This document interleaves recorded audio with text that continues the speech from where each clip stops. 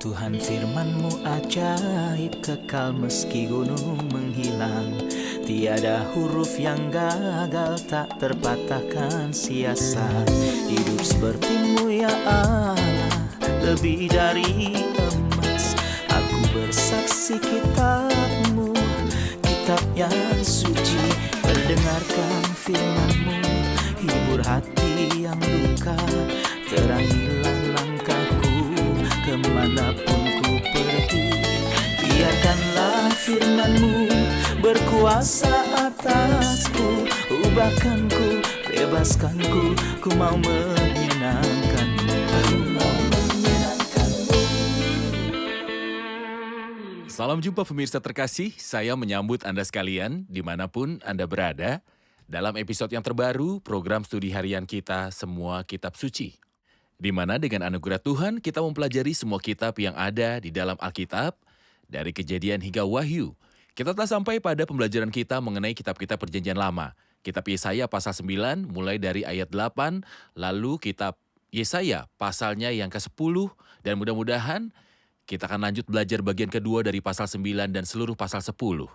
Saya ingin ingatkan Anda bahwa di episode sebelumnya kita berhenti dalam pembicaraan tentang kedatangan Kristus dan nama kuintet dari Kristus. Kita telah mempelajari pembicaraan yang terkait dengan Kristus, sebab seorang anak telah lahir, seorang putra telah diberikan untuk kita, lama pemerintahan ada di atas bahunya. Dan namanya disebutkan orang, penasihat ajaib, Allah yang perkasa, Bapa yang kekal, Raja damai. Saya ingin ingatkan Anda bahwa nama yang luar biasa, dan sifatnya yang luar biasa karena dia adalah Tuhan dan manusia pada saat yang sama. Dan dia adalah penasihat karena dia telah memecahkan masalah yang sangat sulit dengan keberhikmatannya. Dia memberi nasihat dan tidak diberi nasihat. Kristus sangat luar biasa dalam sifatnya, penasihat dalam pekerjaannya, dan dialah Allah yang maha perkasa dalam kebangkitannya, dan dia adalah Bapa yang kekal dalam kesinambungan dan keabadiannya. Dan dia adalah Raja damai berdasarkan pengaruh pemerintahannya, pemerintahan milenial, pemerintahan kebenaran dan kedamaian. Inilah dia yang kita kasihi, Juru Selamat kita dan Allah kita, Yesus Kristus yang memiliki berbagai kemuliaan. Dan kemuliaan yang akan datang karena tidak akan ada akhirnya untuk meningkatkan pemerintahannya. Dia akan memerintah selamanya. Hari ini mudah-mudahan kita akan membahas bagian kedua dari pasal 9 tentang murka Tuhan dan penghakiman Tuhan. Setelah memberikan hadiah, dia murka. Kepada siapa murka ini akan ditimpakan dan mengapa? Itu yang akan kita ketahui di episode ini. Untuk memulai, izinkan saya untuk menyambut tamu kehormatan di studio, seorang hamba Tuhan, Saudara Yosef Riyad. Selamat datang, Saudara Yosef. Terima kasih, Saudara. Sebuah kehormatan buat kami. Tuhan berkati. Kami juga menyambut hadirin yang telah bergabung di studio, selamat datang. Pemirsa terkasih, kita akan mulai pelajaran kita sebentar lagi, jadi tetaplah bersama kami. Kita akan berjumpa kembali setelah rehat.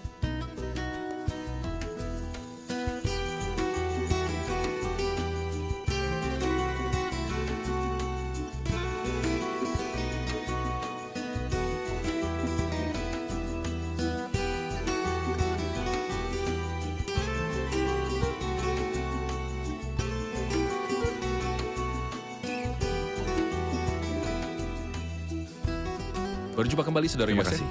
Saudara Yosef, sebelum kita memulai pembicaraan kita dari ayat 8 di pasal 9, saya ingin membaca sepucuk surat yang kami terima dari salah satu pemirsa terkasih. Surat yang diawali dengan selamat pagi, sebagaimana yang ditulis pemirsa, penontonnya bernama Syiah, kemungkinan besar beliau berasal dari Irak. Dia berkata, "Saya sangat mengagumi program Anda Semua Kitab Suci karena seluruh keluarga saya menunggu dengan banyak kerinduan dan keinginan yang besar untuk mendengarkan isi dari Alkitab dan penafsirannya. Dan ini adalah makanan rohani bagi orang ini.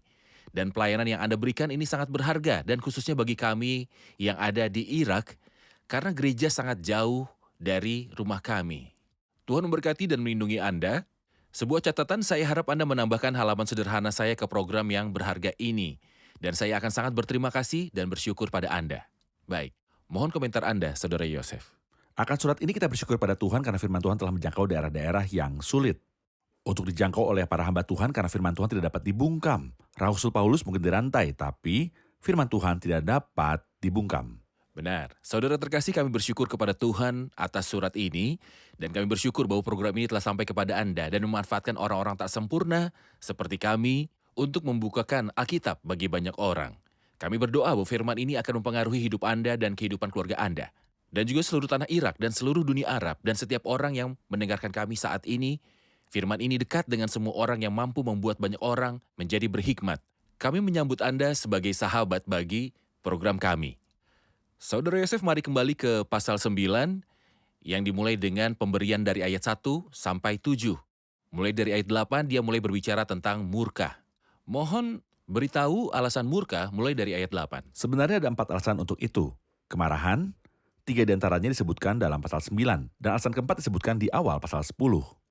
Alasan pertama ditemukan dalam pasal 9 dari ayat 8 hingga ayat 12. Kita bisa memberinya judul ini kebanggaan. Tuhan membenci kesombongan dan menentang orang yang sombong. Alasan kedua untuk murka adalah kesalahan. Dari ayat ke-13 sampai ayat yang ke-17. Misalnya saja dia berkata di ayat 15, sebab orang-orang yang mengendalikan bangsa ini adalah penyesat dan orang-orang yang dikendalikan mereka menjadi kacau. Sayangnya, manusia berbuat salah ketika ia menjauh dari Tuhan dan dari perkataannya. Alasan ketiga adalah kejahatan. Dari ayat 17 hingga sisa pasal ini. Ia berkata sebab kefasikan itu menyala seperti api. Kejahatan terjadi ketika manusia semakin jauh dari Tuhan. Dan omong-omong kata kejahatan juga bisa berarti kefasikan. Seseorang yang berhenti yang memedulikan Tuhan. Tuhan adalah orang yang jahat. Benar. Penindasan yang disebutkan dalam 4 ayat pertama pasal yang ke-10, celakalah mereka yang menentukan ketetapan-ketetapan yang tidak adil. Dan saya pikir Tuhan akan menghukum penindas yang menindas karena fanatisme atau favoritisme atau penyuapan atau mereka menginjak-injak minoritas. Semua orang yang tidak menghakimi dengan adil akan dihukum oleh Tuhan, karena Tuhan itu adil dan Dia mencintai keadilan. Dia berbicara tentang alasan pertama dari murka, yaitu kesombongan. Dalam ayat 7, Tuhan telah melontarkan firman kepada Yakub dan firman-Nya itu menimpa Israel. Biarlah seluruh bangsa itu mengetahuinya, yakni Efraim dan seluruh penduduk Samaria, yang berkata dengan congkaknya dan tinggi hatinya, tembok batu bisa jatuh, akan kita dirikan dari batu pahat. Pohon-pohon ara ditebang akan kita ganti dengan pohon-pohon aras. Maka Tuhan membangkitkan para panglima Rezin melawan mereka dan menggerakkan musuh-musuh mereka, orang Aram dari timur dan orang Filistin dari barat. Mereka menelan Israel dengan mulut yang lebar. Sekalipun semuanya ini terjadi, murkanya belum surut dan tangannya masih teracung. Apa yang Anda lihat dalam kata-kata ini? Saya melihat apa yang Rasul Paulus katakan dalam Ibrani 12, hai anakku, janganlah anggap enteng didikan Tuhan. Orang-orang ini meremehkan didikan Tuhan. Apa yang mereka katakan? Mereka berkata dengan bangga dan sombong, tembok batu bata jatuh akan kita dirikan dari batu pahat. Mereka mengatakan bahwa mereka akan melakukan lebih baik daripada apa yang telah diambil. Akan kita ganti dengan pohon-pohon aras. Mereka menantang didikan Tuhan. Menantangnya, ya. Apa yang telah engkau lakukan? Mereka bilang bahwa akan melakukan lebih baik daripada apa yang telah diambil. Tidak masalah. Itu sebabnya dia menyebutkan kalimat ini diulang sebanyak 4 kali. Sekalipun semuanya ini terjadi, murkanya belum surut dan tangannya masih teracung. Siapakah dapat bersikeras melawan dia dan tetap selamat? Mereka menentang Tuhan, namun mereka bukan tandingan Tuhan. Tangannya masih teracung. Masih teracung. Dalam ayat 13, ia berbicara tentang alasan yang kedua dan berkata, tetapi bangsa itu tidak kembali kepada dia yang menghajarnya, dan mereka tidak mencari Tuhan semesta alam.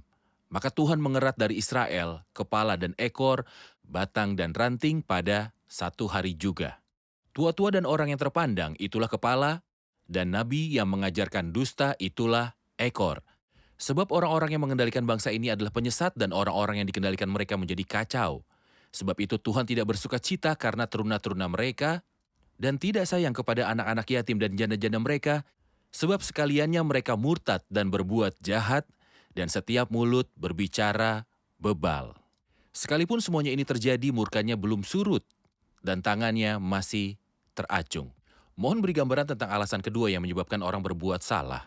Dia menyatakan ekspresi aneh dalam ayat 13, tapi bangsa itu tidak kembali kepada dia yang menghajarnya. Dan ini mengingat kita pada apa yang disebutkan dalam pasal 1 ayat 5. Di mana kamu mau dipukul lagi, kamu yang bertambah murtad. Jadi ketika Tuhan memukul dan mendera, tujuannya adalah kembalinya umat kepada dia yang memukul mereka. Namun sayangnya ketika Tuhan menyerang, mereka semakin memberontak. Tapi bangsa itu tidak kembali lagi pada dia yang menghajarnya. Dan mereka tidak mencari Tuhan semesta alam. Dan hasilnya akan menjadi bahwa maka Tuhan mengerat dari Israel kepala dan ekor. Mulai dari orang yang paling tinggi sampai yang paling rendah, baik cabang, baik empulur. Cabang palem adalah orang yang sangat tinggi dan empulur adalah pohon yang sangat kecil. Tuhan tidak akan menyimpan satupun. Mengapa? Tua-tua dan orang yang terpandang itulah kepala, dan nabi yang mengajarkan dusta itu adalah ekor. Hal ini melihat kita pada nabi palsu di masa depan. Saat kita membaca Wahyu pasal yang ke-12 tentang naga, dan ekornya menyeret sepertiga dari bintang-bintang di langit. Beberapa orang melihat pada ekor naga gambaran nabi palsu karena nabi yang mengajarkan kebohongan adalah ekor. Benar, yang dia maksud adalah pemimpin-pemimpin tertentu, sebab orang-orang yang mengendalikan bangsa ini adalah penyesat. Ya. Pemimpin yang menyebabkan rakyat berbuat salah. Apa ciri-ciri pemimpin yang menyampaikan firman Tuhan dalam Alkitab? Dia mengatakan misalnya dalam kitab Yeremia, sekiranya mereka hadir dalam dewan musyawarahku, niscayalah mereka akan mengabarkan firmanku kepada umatku. Saya melihat bahwa pemimpin itu seperti bintang yang membimbing orang-orang yang kebingungan dan tersesat dalam kegelapan dunia ini. Namun dia berkata tentang beberapa pemimpin dalam agama Kristen bahwa mereka seperti bintang yang mengembara. Jika mereka yang memimpin rakyat mengembara sendiri jadi orang buta, menuntun orang buta, seorang pengembara memimpin orang-orang pengembara. Dan mereka berdua berada dalam kegelapan-kegelapan Jadi selamanya. tidak semua pemimpin sejati. Benar. Banyak pemimpin yang menyebabkan rakyatnya salah. Benar. Pemimpin adalah orang yang menyampaikan firman Allah. Benar. Ia juga mengakhiri alasan ini dengan mengatakan, ini terjadi, murkanya belum surut, dan tangannya masih teracung. Kelanjutan dari murka Tuhan, Saudara Yosef. Ini masih Ini terus berlanjut. berlanjut. Alasan ketiga, mohon beritahu kami mulai dari ayat 18. Dia memberitahu kita sebab kefasikan. Mereka mencapai keadaan tidak mempedulikan Tuhan sama sekali. Dan kejahatan ini membara seperti api. Itulah sebabnya hukumannya akan sangat mengerikan. Mari kita lihat apa yang dikatakan di ayat 19. Oleh karena murka Tuhan semesta alam terbakarlah tanah itu. Dan bangsa itu menjadi makanan api. Seorang pun tidak mengasihani saudaranya. Mereka mencakup ke sebelah kanan tapi masih lapar. Mereka memakan ke sebelah kiri tetapi tidak kenyang. Setiap orang memakan daging temannya. Manasye memakan Efraim dan Efraim memakan Manasye. Perang Mereka sipil. saling melahap. Mereka saling melahap. Dan ini adalah hal yang menyedihkan. Sebagai akibat dari kejahatan. Ayo, jangan lupa bahwa ada hukuman bagi kejahatan. Ada Benar. hukuman atas kejahatan. Kelanjutan dari kalimat ini terjadi, murkanya belum surut, dan tangannya masih teracung. Untuk ketiga kalinya. Apa yang ingin dia katakan, Saudara Yosef? Apakah para penindas adalah pengambil keputusan, atau apakah Tuhan yang mendominasi masalah ini? Tuhan mendominasi pertama dan terakhir. Tetapi ketika Tuhan mengutus Musa kepada Firaun misalnya, dia menimpakan dengan satu tulah. Dia tidak menimpanya dengan 10 tulah sekaligus. Ini mungkin Tuhan mendatangkan satu wabah untuk memberinya kesempatan bertobat. Namun sayangnya Firaun bertobat selama wabah itu masih ada, dan setelah ini berakhir, dia berhenti bertobat. Maka Tuhan menimpakannya, dan yang kedua, lalu yang ketiga, sampai wabah itu menimpa anak sulung raja, kemudian raja. Dan ada jarak sekitar 2 atau 3 hari antara kedua tulah itu. Anak sulung raja yaitu putra mahkota menderita. Kemudian Firaun sendiri tenggelam di Laut Merah. Benar. Kita akan menyaksikan laporan dan kembali untuk melanjutkan pembelajaran. Kami memperhatikan, sahabat terkasih, bahwa banyak komentator menafsirkan kitab ini dan kitab-kitab lain dalam Perjanjian Lama dan mencoba menerapkannya di gereja dan Perjanjian Baru. Tapi ini tidak mungkin dengan adanya kesengsaraan dan juga hukuman dan penyebutan Raja Asyur dan yang lainnya yang tidak mengacu pada agama Kristen dan Perjanjian Baru. Inilah ciri-ciri dari Perjanjian Lama, di mana Tuhan telah menempatkan manusia di bawah tanggung jawab, dan mereka gagal dalam membawanya. Itu sebabnya Tuhan mendera mereka, tapi Dia akan kembali menaruh belas kasihan pada mereka. Kapan Dia akan mengasihani mereka? Setelah berakhirnya kemurkaan ini. Karena murka telah berakhir, tangan Tuhan terulur, dan amarahnya tak kunjung padam, tapi tidak selamanya.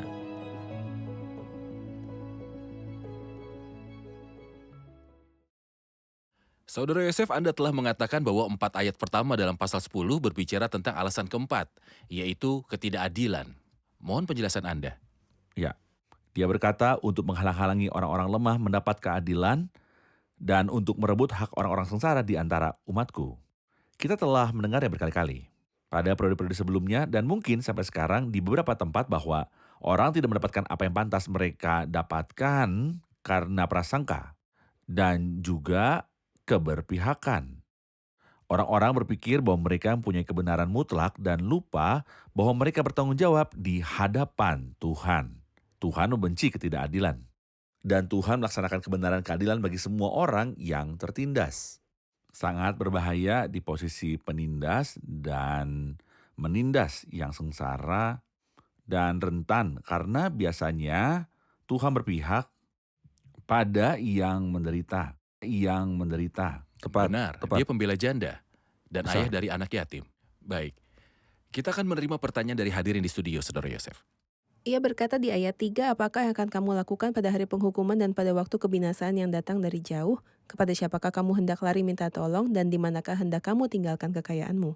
Kita perlu klarifikasi mengenai ayat ini. Mohon penjelasan Anda untuk ayat ini. Kami telah melihat 4 alasan karena penghakiman Tuhan dan ini adalah alasan terakhir dan keempat. Itulah sebabnya dia menyebutkan peringatan serius. Dia berkata kepada mereka, apakah yang akan kamu lakukan pada hari penghukuman? Jangan lupa itu suatu hari nanti. Kamu akan berdiri di hadapan Tuhan untuk dihukum.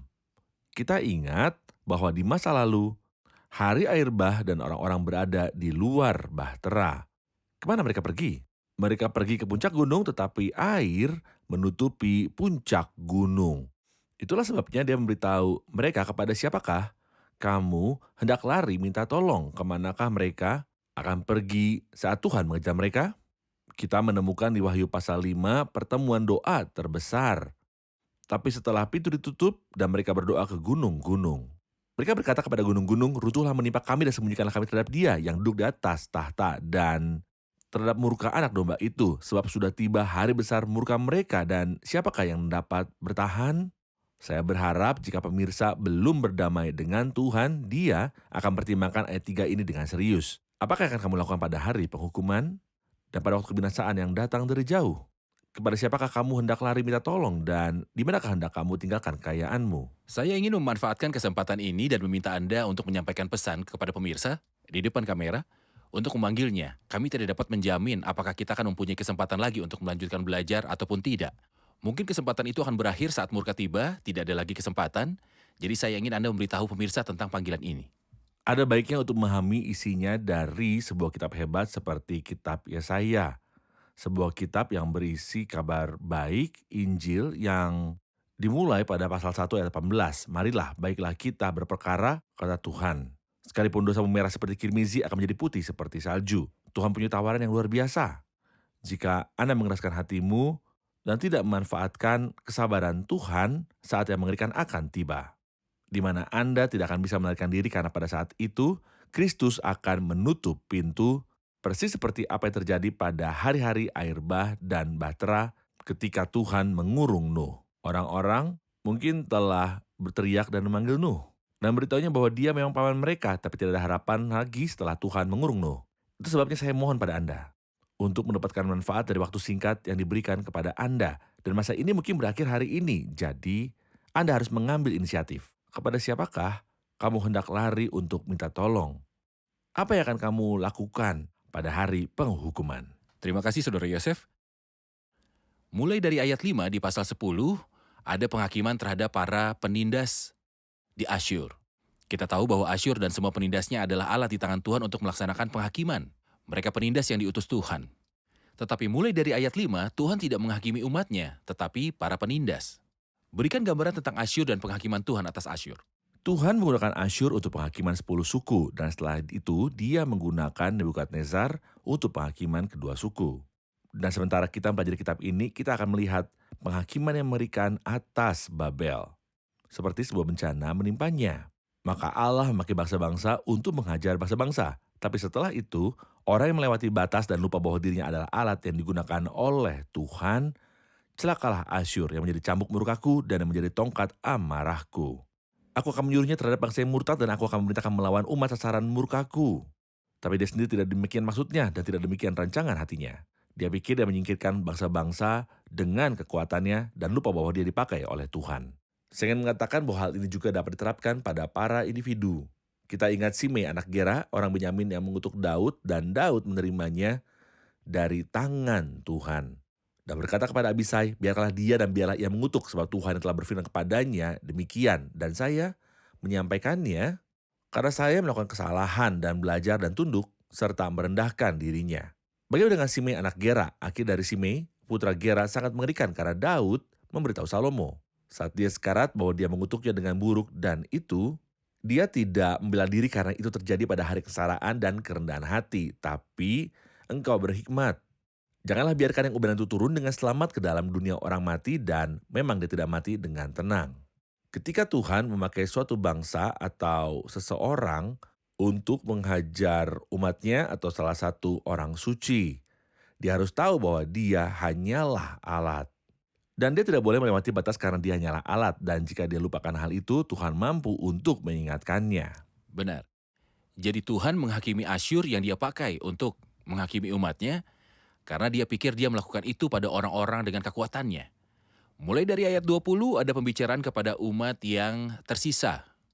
Tetapi pada waktu itu sisa orang Israel dan orang yang terluput di antara kaum keturunan Yakub tidak akan bersandar lagi kepada yang mengalahkannya, tetapi akan bersandar kepada Tuhan yang Maha Kudus Allah Israel dan tetap setia.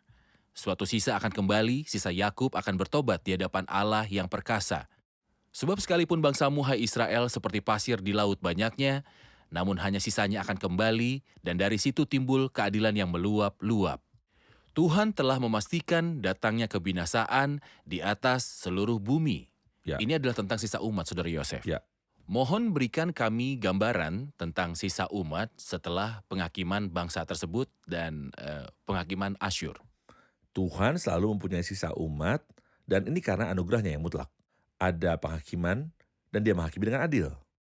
Namun meskipun dia menghakimi dengan adil, Tuhan mempunyai sisa umat sesuai dengan pilihan kasih karunia. Misalnya ketika Elia berkata, aku sendiri yang tersisa, Tuhan menjawab dan berkata kepadanya, tidak Elia, engkau tidak sendirian, tetapi aku akan meninggalkan 7.000 orang Israel, dan semua orang yang tidak sujud menyembah Baal. Demikian juga pada waktu ini ada tinggal satu sisa menurut pilihan kasih karunia. Di sini dia mengatakan bahwa jumlah orang Israel bagikan pasir di lautan.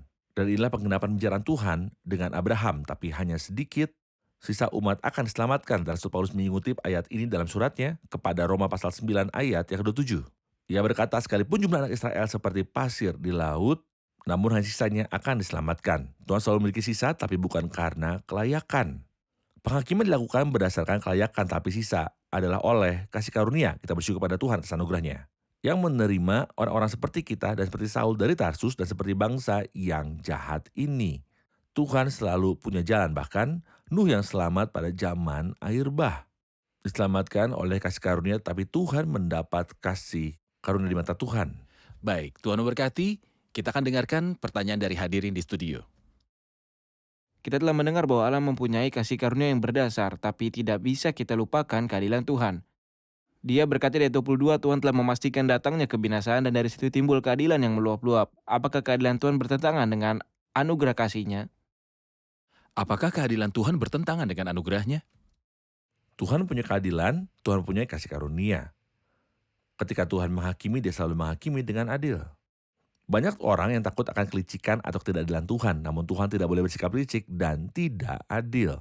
Tapi Tuhan punya keadilan, dan masalah ini menakutkan bagi yang waras.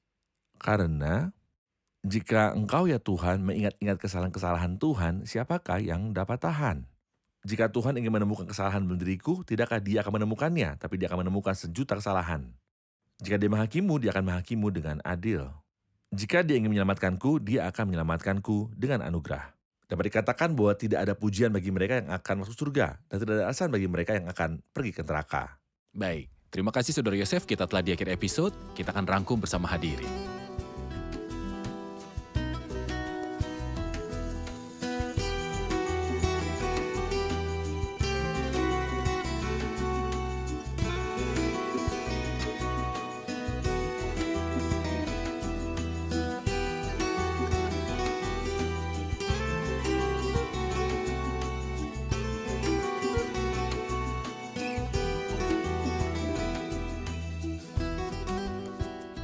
Kita telah mengetahui bahwa ada 4 alasan murka Tuhan. Setelah berbicara tentang pemberian Tuhan, seorang anak telah lahir untuk kita, putra diberikan untuk kita, dia berbicara tentang alasan murka. Adakah yang bisa jelaskan 4 alasan ini? Silakan. Dia berbicara di ayat 9 tentang kesombongan, dan dia berbicara di ayat 16 tentang menyebabkan orang berbuat salah, dan dia berbicara di ayat 18 tentang kejahatan, dan dia berbicara di ayat pertama pasal 10 tentang ketidakadilan. Benar, ya, terima kasih. Kita tahu setelah Tuhan menghakimi bangsa tersebut, ia mulai menghakimi Asyur, yang dipakai Tuhan untuk menghakimi bangsa tersebut. Mengapa Tuhan mulai menghakimi Asyur?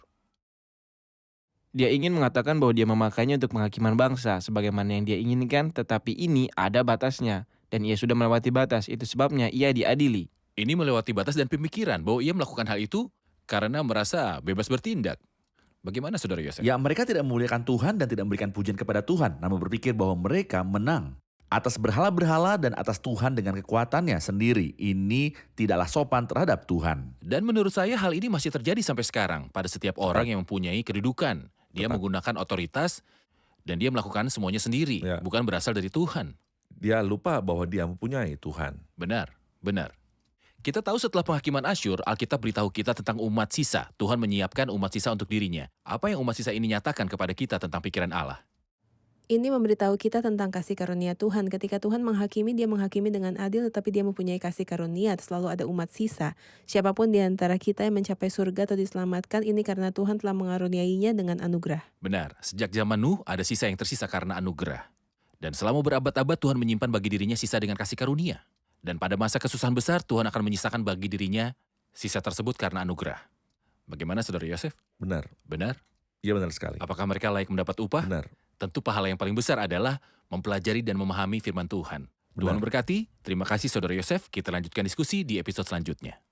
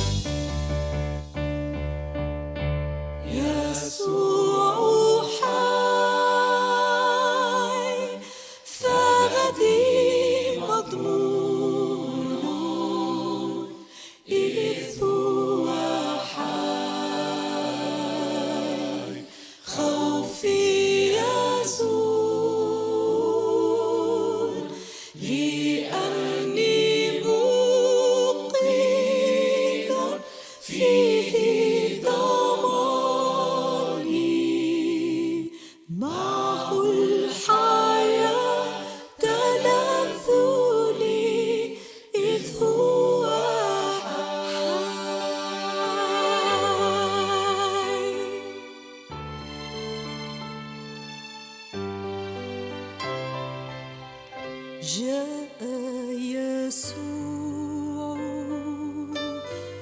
ابن الإله أحبني سامحني عاش ومات لي فدائي قبر مهجور يشهد يسوع